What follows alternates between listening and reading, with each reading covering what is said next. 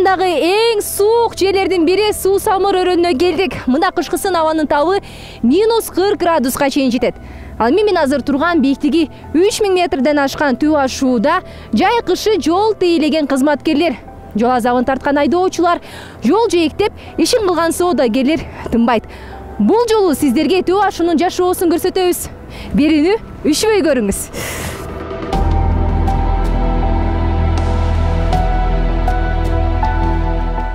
Үшбөйбүз. Просто эле суука кеп өтөбүз эле, кичине карарып кетпесе так жүрө беребиз.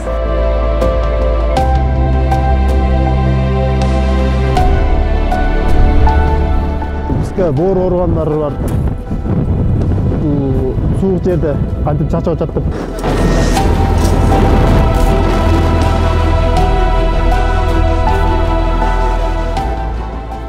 Үйдү сагындыңбы? Сагындык, полный жолдо жүрдүк.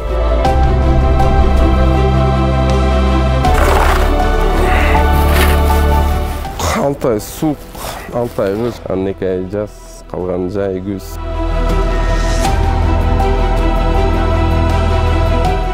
Главное, өзүбүз багып атабыз, кайра биз элди багып атабыз.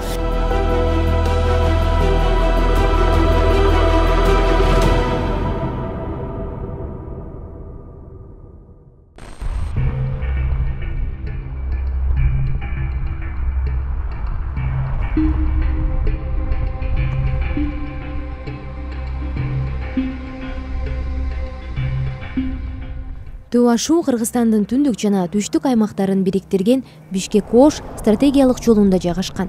Ашуу деңиз деңгээлинен 3400 метр бийиктикте.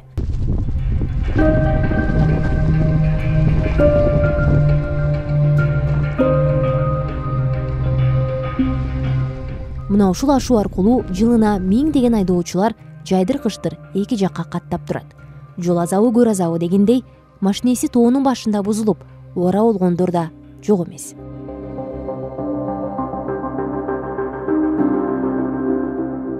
Не болуп калып калдыңыз? Мотор калып Оңдолчудайбы? калды. Бир КАМАЗ көмүр жүктөп борборго аттанган Улат Үмөтбаев түндөн бери машинесин оңдоо менен алек.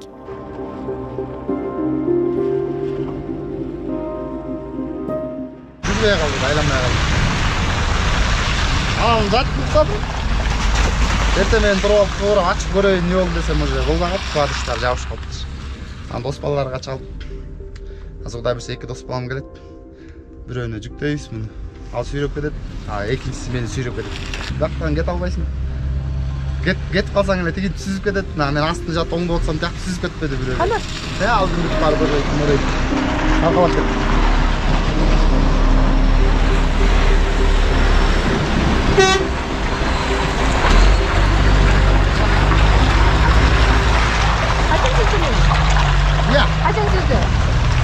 Буквально 3 saat kaldı, aslında da bunu götürüyoruz. Özümden kişine turames turup aldım жолго. Kişine narraqtan buzulsa ötüp ketmegen. Жактан келе кайра коркуп чукул бака бурuydu, жакшы туруп кетти. Бир нече суткалап жол жүргөн айдоочу баардык кыйынчылыкка көнүп деле бүтөөрүн айтат. Суусамырлык Улат 4 баласын ушул темир тулпары менен багып келет. Мына мен 2 кишилик жагында спальный жата турган жери бар. Жагында печка үйлөп атат, ысык үйлөп турат. Курсагыңыз ачпадыбы? Тамагым бар. Салып Салып алгам. Негизи камдуу жүрүш керек да жолдо. Постоянно камдуу жүрбөсөң жолдо каласың да. Бир күн эмес, жумалап калган күндөр болуп. Самырда жашап көнүп калганмы? Через тиндей балыкчы айлангандан көрүп, через Суусамыр кеткен жакшы да ма? Жолдоруна көнүп калгам. Бул үйдө айдасаң да өзүнүн жолуңда кереш. Климатка көнгөнбүз да ошо жашоо шартка. Үшбөйбүз. Просто эле суука кеп өтөбүз эле, кичине карарып кетпесе так жүрө беребиз. Бүгүрөк бүгүн сиз майга карарып калдыңыз. Мен водитель майга карарып калдым болчу.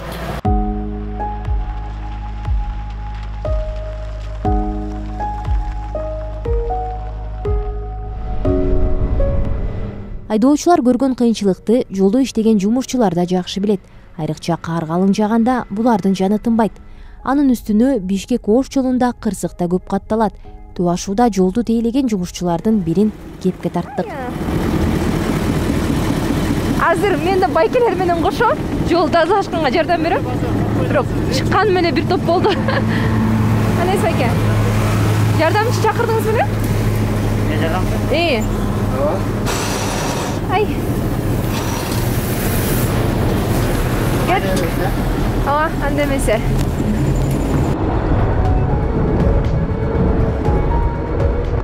Мен отурган бул машинени автогрейдер же кар тазалагыч деп аташат экен. Жол тазалап иштегендерге мындай машинелер абдан керек.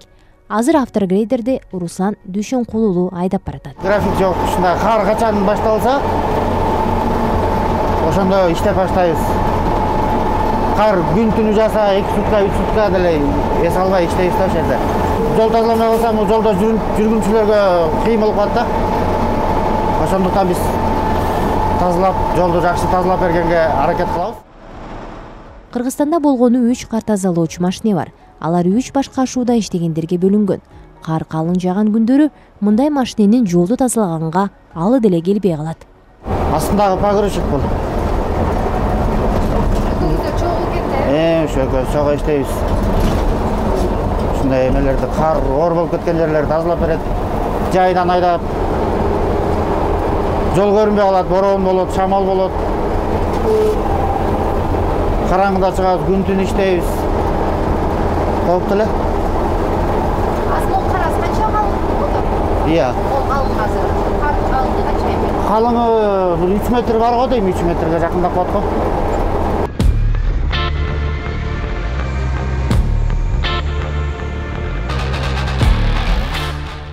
Бүгүн Төө ашуунун жолун автогрейдер кар жүктөгүч машине менен бирге тазалап жатат. Эскилиги жеткен автоунаанын ролунда Жапардин Касмалиев отурат.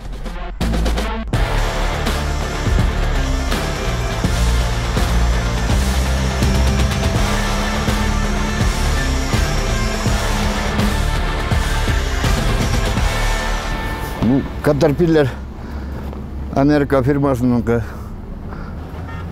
2006 январда келген. Ошондон бери айдап жүрөм. Шупода иштедим, көп жерде иштедим. Көчкүлөрдө чыкканда көп болдум. Негизи жакшы техника да. Бул эскиби бул негизи? 16 жыл болгондон кийин уже көп эле жүрүп калды. Кичине эмеси запчастан кыйналып атабыз, техника акча бөлүнбөй. Анча-мынча ремонт керек эле.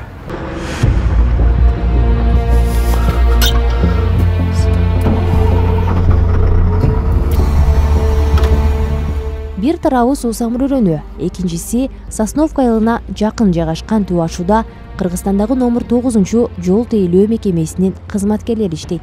Алардын ардегери 60 жаштагы Жапардин Касмалиев экен.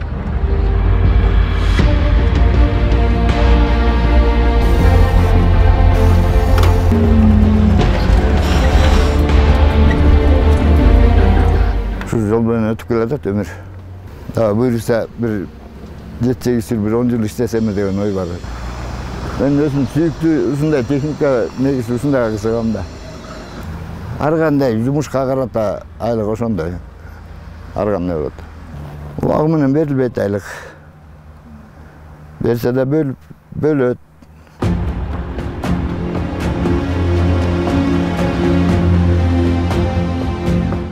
Мындагы жол тейлөө кызматы ичара 2ге бөлүнөт. Бир топ тоннелдин 2 тарабындагы жолду тейлесе, экинчиси тоннелдин ичиндеги ишти аткарат. Кышкысын көчкүнү атып түшүрүп, жолду тазалашат. Андайда унаалардын озун кезеги пайда болот.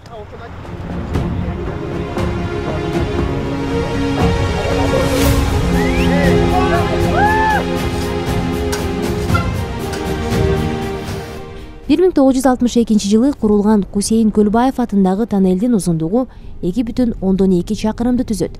Анын ичиндеги жарыктандыруу, тазалык жана кыймылды атайын бир топ көзөмөлдөйт. Биз барганда күзөттө оператор Айбек Насирдинов экен. Бул жол менен эсепке 3000 болот го, мен оюмчачы. Марги марганда айтат, акышында где-то бир 2000ге ашып кетсечи ошондой болот да движениечи. Юг-север өткөн боюнчачы ошондой статистика. Биринчи кар жаган учурда көп айдоочулар билбейт да. кандай чыгышты. Анан кээде летний дөңгөлөк менен чыгып алышат. Алар келген убакта биякта уже кар жаап, муз болуп калат, жолдо тайгалык болчу, гололед болуп. Ошондон чыга албай кыйналышат фуралар. Түнөлдүн кызматкерлери бар, ошолор бар, жардам берип чыгарып, МЧСтер бар. Ошолор жардам беришет.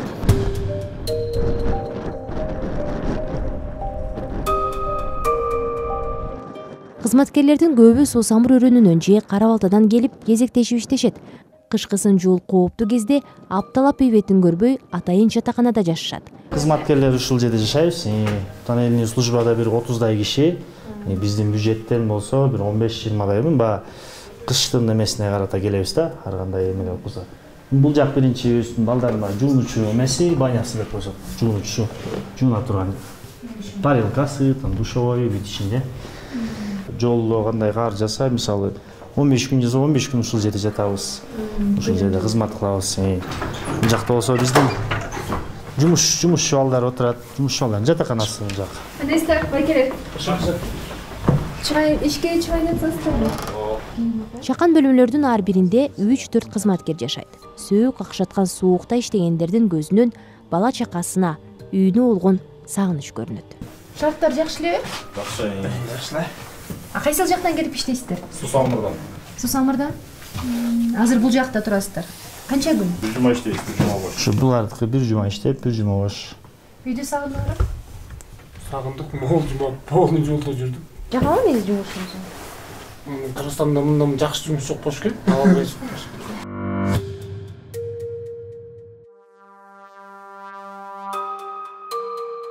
Жумушчулардын жатаканасы курулганына 50 жылдай болуптур. Жылына оңдоп түзөө иштери жүргөнү менен имараттын абалы анча эмес. Бул жак негизи суукта сыйрайс болуп, ошондон ушундай болуп атат да. Жылда бир сере ремонт кылабыз. Жылда жайында баягы күн бир аз жылганда ремонт кылабыз. Бирок кышкысынга эле сырт суук, ичи жылуу, ошондон болбой да сыйрайс болуп. Ушундай болуп берет да.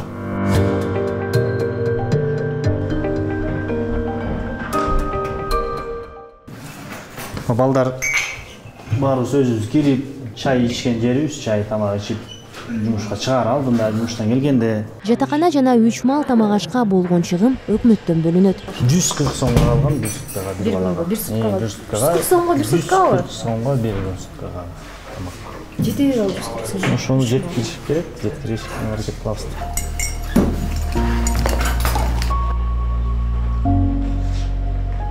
Ашпоз чежи бул акча жумушчулардын курсагын ток кармаганга жетпейт деп кейди.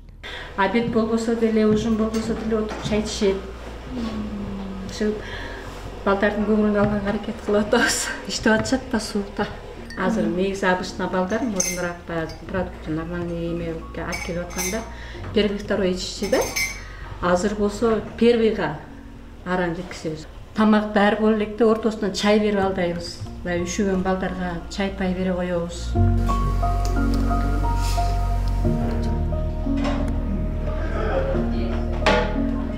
Кечки саат 6. Азыр экинчи сменде иштегендер сырттагы жумушчуларды алмаштырууга даярданып жатат.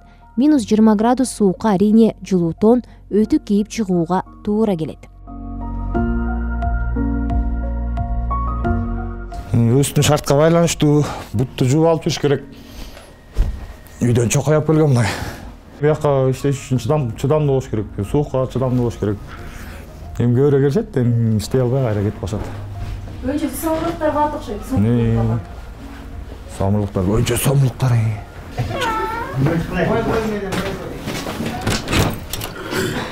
Birden kröktörü salabız. Tatsıpka. Mına çigitler. Tatsıpka жолго алып кеттик.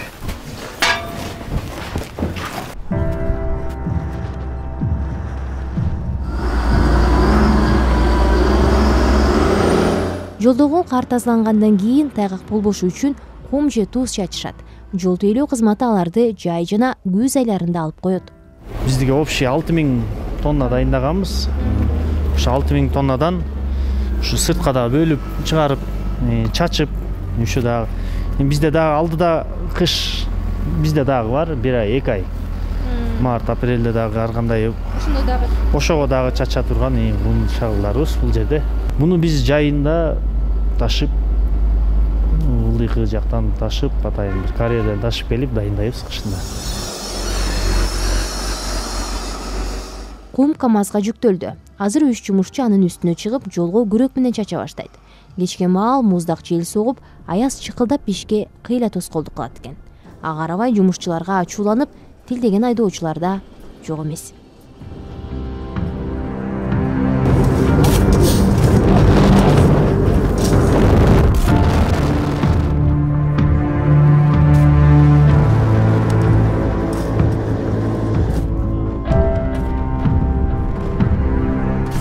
Боор ооругандар бар. Суук жерде кантип чачып атат деп таңга чатып жүрөк. Көп киши таңгалы өтөт да. Бул техниканын астыгынан ушу колго чачып алабыз. Жол азабы, көр азабы деген ушул азап эле.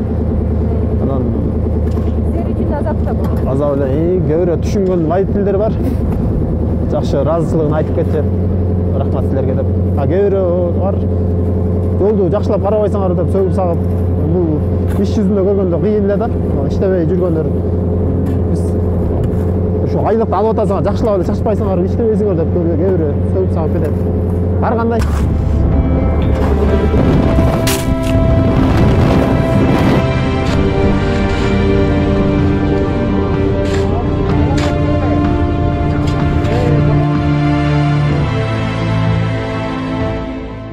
Мына ушундай оор иш үчүн алар 10 миңден 20 миңге чейин айлык алышат.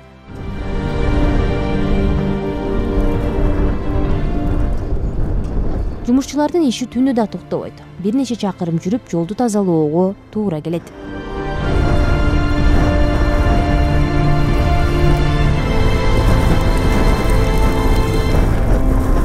Биздин топ андан ары сапарын улады. Бир нече чакырымдан кийин айдоочулар токтогон айтылуу Парижге жетип барабыз. Париж. Мынакей Париж көрүп алды. Сусамырдан Парижге.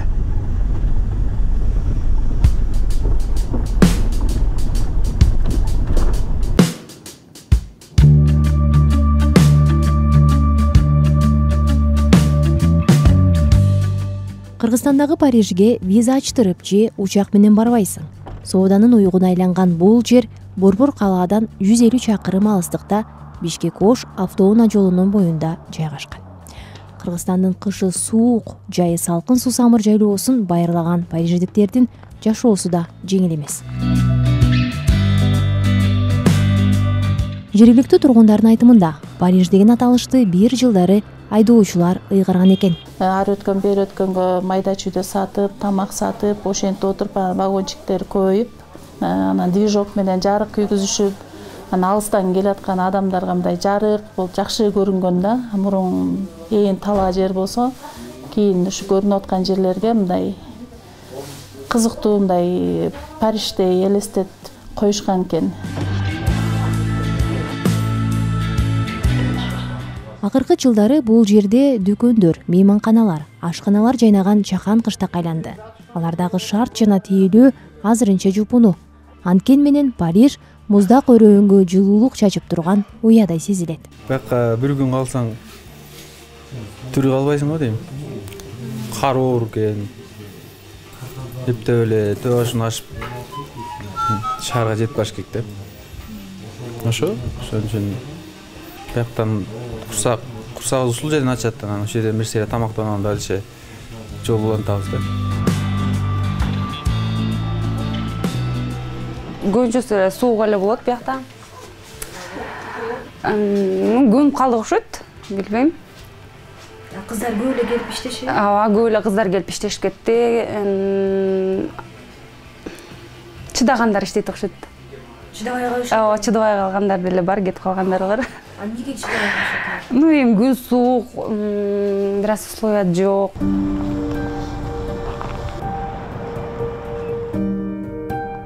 Кас-катар тизилген ашкана дүкөндөрдү иштеткендердин басымдуусу Парижге жакын жайгашкан Сусамыр айылынын тургундары. Таластан Токтогул өрөөнүнөн келген ишкерлер да бар. Бул ашкананын ээси Мээрим 13 жыл мурда Таластагы айылдардын биринен көчүп келген. Кафе иштеткендер, кафе тамак жасап, тамак сатып иштешет. магазин иштетишет, курут, кымыз сатышат бул жакта. Вулканизация иштетишет. Ушундай ар кандай немен акча табабыз. Бардыгы куруп отурушпайт, иштешет. Суугуна да көндүк, бийиктигине да көнүп калдык да, биз көнүп калдык. Парижде машинеси бузулуп, жолдо калган айдоочулардын курсагын тойгузуп, жылыткан коломто десек да болот. Андан калса, кандуу жол аттыккан бул трассада кырсык көп катталат. Париждин тургундары мындай каргашага кабылгандарын өмүрүн сактап калган учурлар жок эмес. Биз да кабылганбыз кырсыкка. Кабылып, ошо балдардын атасын жоготуп алдык. Эми ал жөнүндө. Ал да ушул жерде учурда Париж. Ал деле Самырдамын.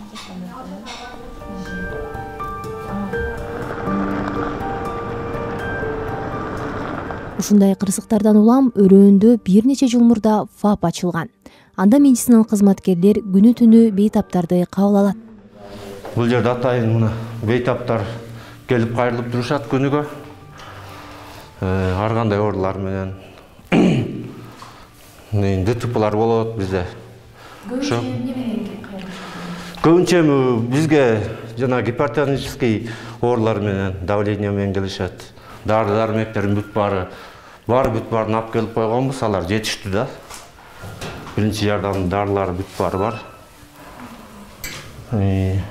Ошол кайрылган элдер эми колубуздан келишинче жардамыбызды көрсөтөбүз.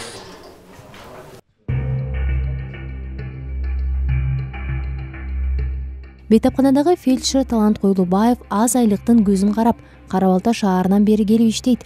Фельдшер, медкызматкер жана айдоочудан турган топ мында тыным албай 10 күн иштеп, анын кезегин өткөрүп берет. Көбүнчө жол кырсыктарды тейлейбиз. Ошолорго барып, ошон кызматты көрсөтөбүз. Көп болобу андай кырсыктар? Бул кырсыктар эми ар кандай айта албайбыз. Кээде биз 10 күн иштеген, 10 сутка иштегенбиз. Менде 10 ДТП болуп кетиши мүмкүн. Кээде болбой калат, кээде 1-2 болуп калат. Дарыгерлер ары бери өткөн жүргүнчүлөргө эле эмес, өрөөндү жашоочуларына да керек. Биз барганда да фельдшер медициналык жардам көрсөтүү үчүн шашылыш чыгып бараткан экен. Узов болуп атат, ошо узовко саатты жазып коем, чыккан учурубуз, чалган учурларда жардамыбызды көрсөтөбүз. Ушинтип эшикте суук болсо 40 градус жумурак кийинип алабыз. Ошо менен сумканы алабыз. Экойка машинени даярдайбыз.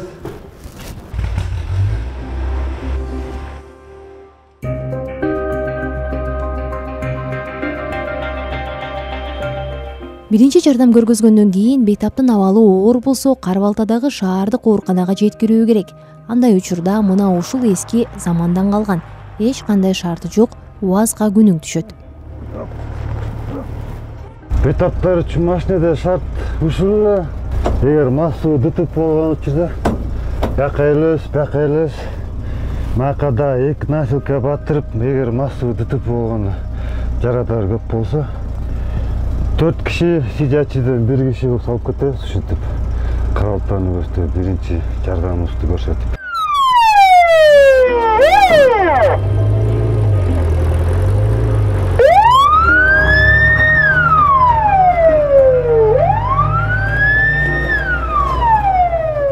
Түнкү саат 12. Сыртта -38 градус суук. Париждеги мейманканаларга кышкысын машинеси бузулган айдоочулар гана түнөөсө, тынчтык өкүм сүрөт. Бүгүн биз да ушул жерде коно турган болдук.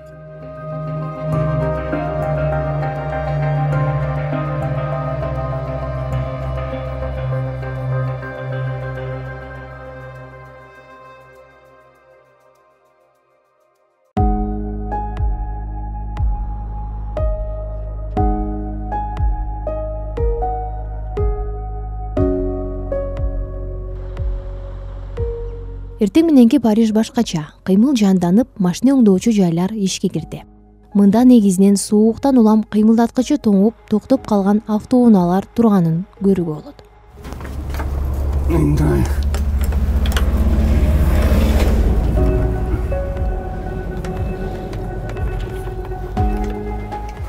90% бизде деген жана слабый антистерди куят сууларды.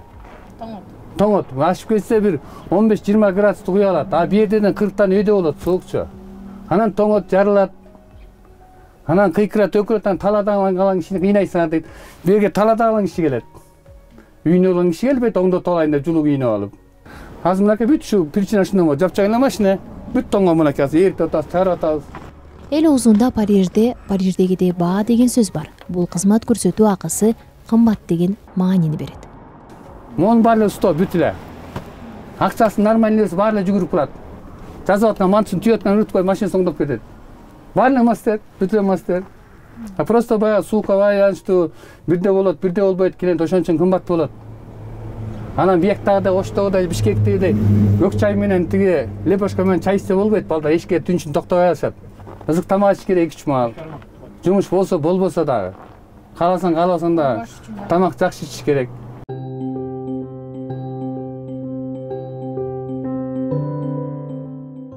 Париж Кыргызстандын картасында кыштак катары белгиленген эмес. Жолдун эки тарабындагы жер эки башка районго карайт. Ошондуктан тургундар көп жылдан бери жерди мыйзамдаштырууну суранып келишет. Ушул эле мен турган жер эле ушуяк бети Жайылга каралат, а бул жолдун аркы бети болсо Панфиловко каралат. Эмнегедир ушу бир эле жердебиз, бирок ушундай экен да, жолдун аркы бети Панфиловко налог төлөйт, жолдун бияк бети Жайылга налог төлөйт. Бирок азыркы учурда алдыбыз 16 жыл, артыбыз 40 жылдан бери жашоо тургундары бар. Эч кандай турган жерибизде документ жок. Ушу чуркап эле келатабыз, бизде эч ким караган жок. А мыйзам чегинде иштейбиз. Светти 2 сом 54 тыйындан төгөбүз. Налогту, не сельхоз, жерибиз даже кыймылдап атканыңар үчүн деп деле налог төлөй беребиз.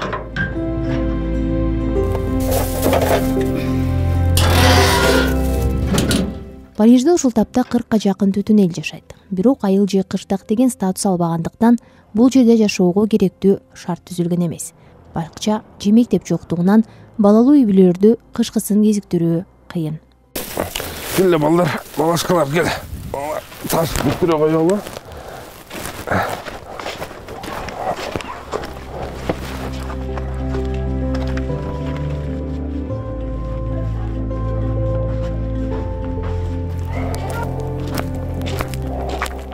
Балдары менен көмүр ташып жаткан Фархат өзү да Парижде чоңойгон. Ал бир кезде ата-энеси баштаган ишти улантып кеткен.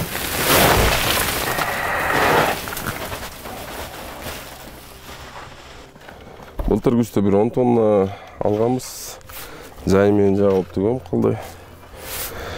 Аз запастап коюп атабыз, жайдын ортосуна чейин баргыдай кылып күзгө чейин. 6 ай суук, 6 ай кыш, 6 ай. Анан 2 ай жаз, калган жай күз. Кеттик балашка, бүтүрөлү. Фархат Турдалиевдин 4 баласынын 3-өө мектеп кураганда. Улуу алдарын айылдагы мектепте окутуп, дем алыш күндөрү гана алып келишет экен. Бияка эми Союз тарагандан бери эле ата-эне өзгөлө иштетти. Алар бирке картайгандан кийин биз продолжать этип кеттик. Ошону ушакта өзүбүз да көнүп алдык. Ушакта эле жашайбыз. Мурункудай соода эле жок, магазин менен алек болобуз. Өзүбүздүн продукциялар.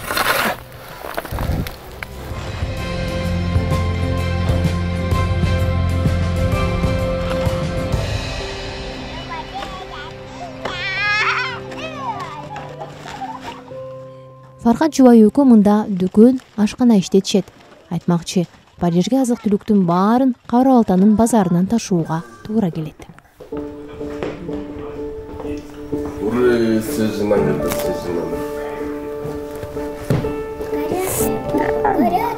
Папа. Кандайсың? Кана көрөбүз кандай болот. Бул жерде бүт эле өзүбүз кыймылдайбыз да. Сатып келет нанды, бирок в основном жаап эле жейбиз.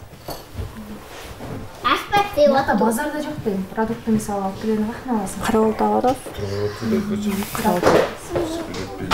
Кара-Балтадан барып алып келебиз.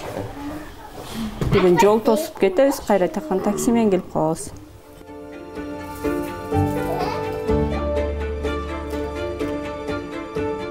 Биякта мектеп жок. Ауылдык статус жок. Да, хорошо, что ФАП бар. Ооруп калсак, бирдеке болуп калсак ФАПка барабыз. Сагынасызбы балдарды айылга жиберип? Мен сагынтмын, ак келип отпойду. Понедельник школга барбай калышты. Эми кайра жеткирмейди. Кайра жеткиребиз. Фархат балдарынын келечегин шарды катаал, суук сусамырдан көрбөйт. Билим берип тарбиялап жаткан ата чүрпүлөрүнүн келечеги кең болсо деген тилеги менен бөлүштү. Ким көңүлү болсо калат, көңүлү жоктор таап берет, же өздөрүнүн жолун табышат да. Ошон үчүн да окутуп атасыздар да азыр. Ошон үчүн. Биз үчүн окумак беле, образование өздөрү үчүн. Аракет кылып жакшы окуса, келечекте может бир. Жана дүйнөдөгү Парижде жашап калышабы, э? Ошентип калса бизге деле жакшы болот да. Коноп барып турат элек Парижден Парижге.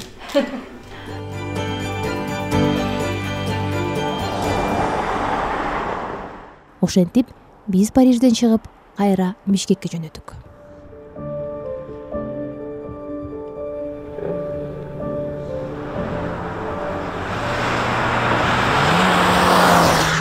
Сусамырдын айылдарына кире бериш жерде дагы бир жолчу соодагерлерге туш болдук. Кас-катар вагондор тизилген жайды жергиликтүүлөр Курут базар деп атап коюшат.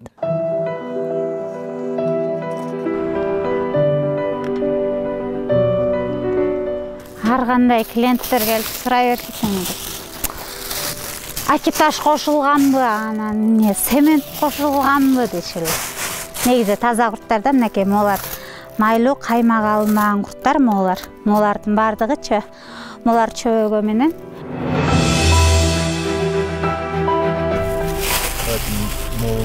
Канчадан? 300 килограмм. Майлуу курттар да айке. Мына майы менен максимум. Жеп көрсөңүз болот.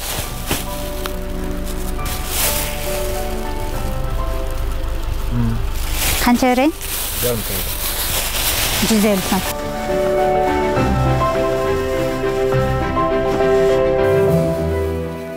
Жайлоодогу айыл ичиндеги малчылар таза эмеден тартылбаган жакшы эме сүттөн, айрандан жасап келишет бизгечи. Андан кийин биз алардын алабыз, анан сатабыз.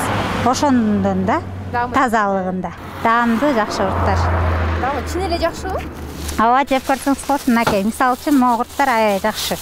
Таптаттуу каймак алынбагангач, бирөөнү алып. Майда курут деп азыр алып кеткен. Ушулар. Кээ бирөө майы жок курут жейм дейт, ошого моголар тартылган курттар. Даамы бөлөк булар.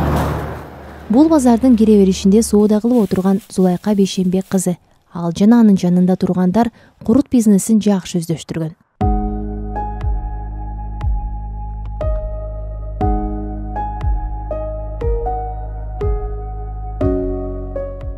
Ушул аймак бир атанын эле кыздары, балдары да ушул жерде турганы бар.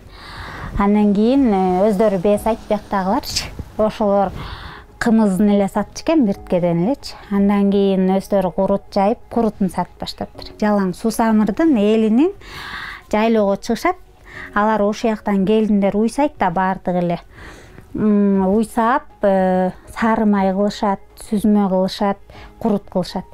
Жайына бүт алып келип өткөзүп башташат бизге кымызын дагы, сүзмөсүн дагы, курутун дагы, сары майын дагы, анан кийин биз дагы алып, анан бияктан сатып турабыз да. Аларга да жакшы, бизге да жакшы. Эми айыл ичинде жумуш жок да, ошол эме менен да мал кармагандан кийин ошол малдын сүтүнөн эле кайра иштетип, бала чакага кийим кылышат аларды эле. Биз деле ошондой.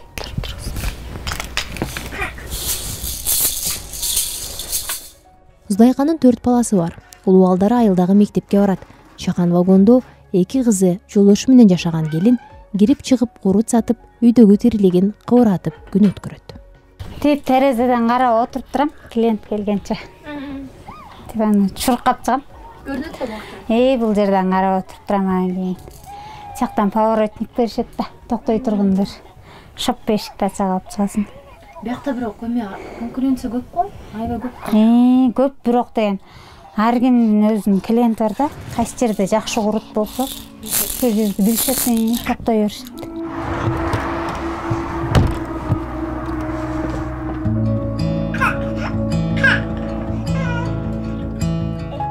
7 жылдан бери курут саткан келин акчасын топтоп вагондун чоң үйгө алмаштырууну тилек кылат. Бул курут базарда оңдогон жылдардан бери соода кылган ар бир соодагердин купуя тилеги.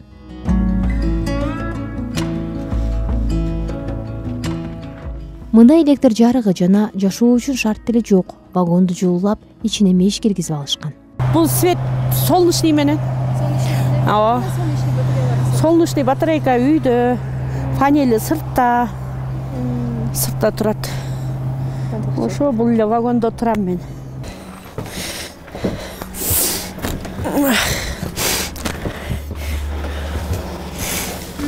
Жылуу турбайбы бияк? Вагонубуз жылуу. Ушул эле комнатаны алган болду, жетет өзүмө деп.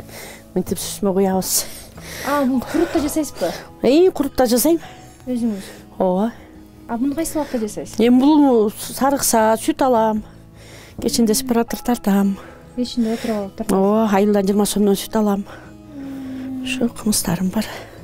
Бул качан неме калат? Бул 2-3 күндөн кийин болуп калат, даяр буюрса. 2 күндөн болуп калат. Өзүңүз кайра кургатып? Кайра кургатып, ящиктерим бар, кургатып жерге коем. Анан свежий курут дегендер болсо сатып эме кылам. Ушундай. Менин маектешим Айнура курут сатып тапкан акчасы кем карчын жапканга жетерин айтты. Жакында эле ал кызын турмушка узаткан экен. Булар 300дөн. Булар 350дөн чөгө курут, калемпер курут 350. Эзиме курут 350. Бул куруттар тузу азы бар, көбү бар. Булар 300дөн. Түрү көп. Ушу курут менен эле иштеп, курут менен оокат кылып келтам. Кредитим, басканым, турганым, ичкеним бар ошо. Бүт курут менен жабат. Ошо. Канча жылдан бери негизи? Бул жерде 20 жылдан бери иштегендер бар. 20 жылдан бери ушу тиричилик кылгандар бар, иштегендер бар. Ошо баары эле семейный, азыр баары эле ушу үй бүлөлөр балдарын окутуп эле кеткен, же болбосо баары семейный. Кичинекей балдары менен турушат. Ошо. Бүт эле суу самырдыкы. Главное өзүбүздү өзүбүз багып атабыз, кайра биз элди багып атабыз. Эл куруттарын алып келет, кымыздарын алып келет, өткөсө өшөт, убагында акчасын беребиз.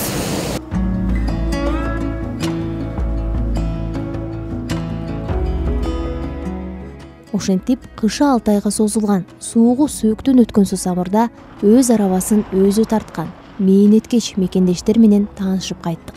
Кыргызстандагы тоо курчаган, жүргүнчүлөр үчүн кар жамынып мемирип уйкуда жаткандай көрүнгөн өрөөндө да тиричилик ушинтип кайнап турат. Айгерим Акылбекова, Бексултан Абибакир уулу, Азаттык, Суу Самыр өрөөнү.